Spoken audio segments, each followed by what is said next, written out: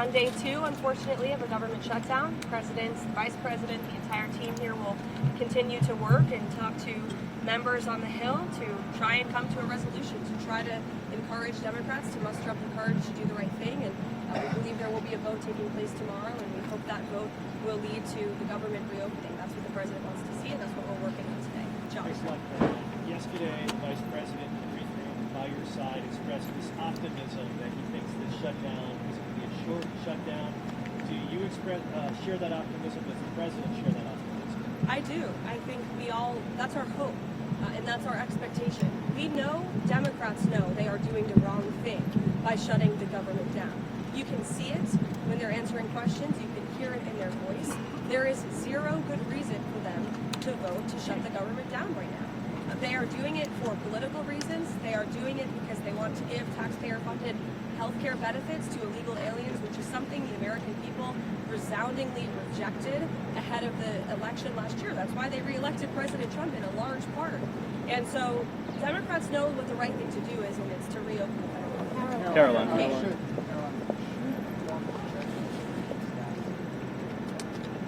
I'm sorry?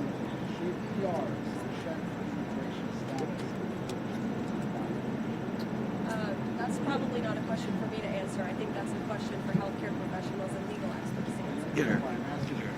Her hand is in the way.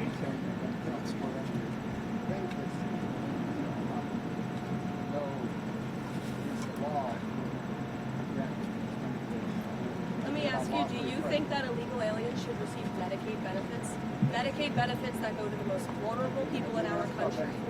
That Medicaid benefits that were designed to help low-income families and Americans in our country. And what the Biden administration did is they allowed tens of millions of illegal aliens from all over the world to come into our country, yes, and they paroled them into the system. And you cover immigration, you know well, it was a complete abuse of our immigration system, and they slapped a Band-Aid on these illegals. They called it temporary protective status, and then they allowed those illegals from all over the world to get free benefits. And you know who would like free benefits?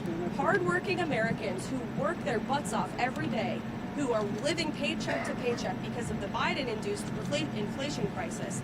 And there were higher wait times at hospitals under the Biden administration. We saw these illegals committing crimes all over our country, and they're getting things for free.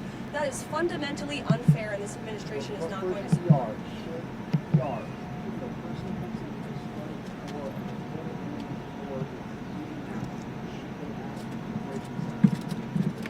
Gabe, I don't speak for emergency rooms across the country. I speak for the President of the United States, and that's what he believes on this policy. Karoline. Follow up on that. If there is this one provision on the Democratic proposal that the White House So you raise your arm.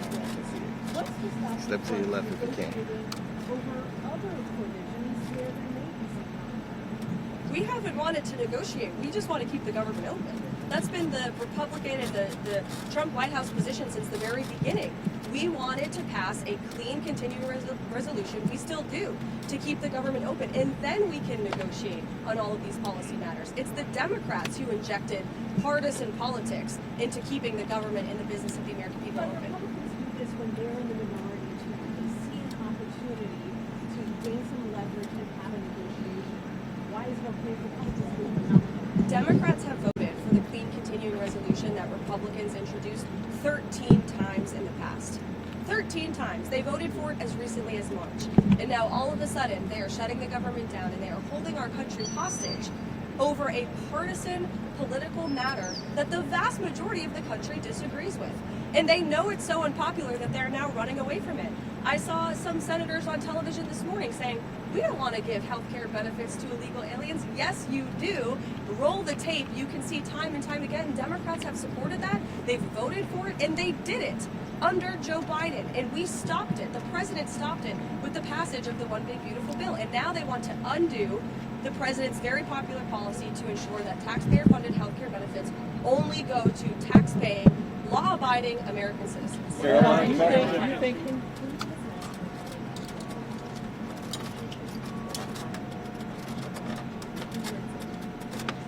The it's likely going to be in the thousands. It's a very good question, and that's something that the Office of Management and Budget and the entire team at the White House here, again, is unfortunately having to work on today.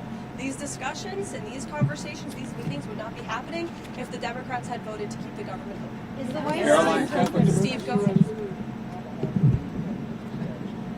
Look, I'll let the president speak on that. As you know, he has made it very clear he wants this war to end, but he has also said if both sides aren't serious about ending the war, the United States of America will continue to sell weapons to NATO, and NATO can use those weapons however they want with respect to Ukraine.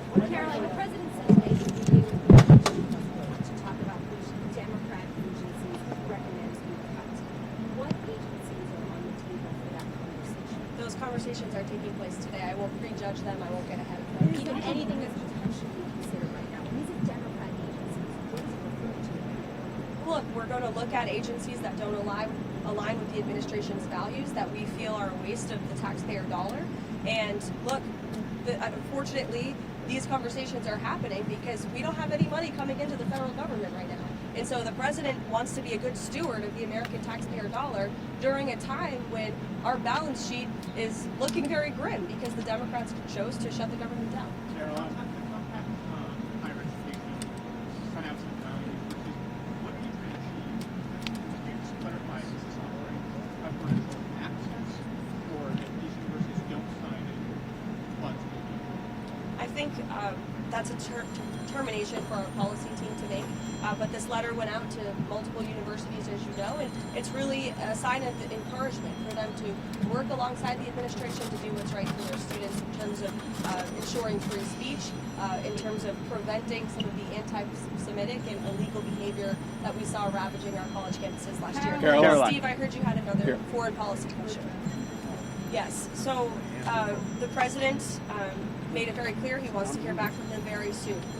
I will leave it to the president, the Secretary of State, to speak on that. But we expect and we hope that Hamas will accept the plan that was proposed by Special Envoy Witkoff. It's a good plan, and as you know, it's been applauded by leaders all over the world. Is the We'll see White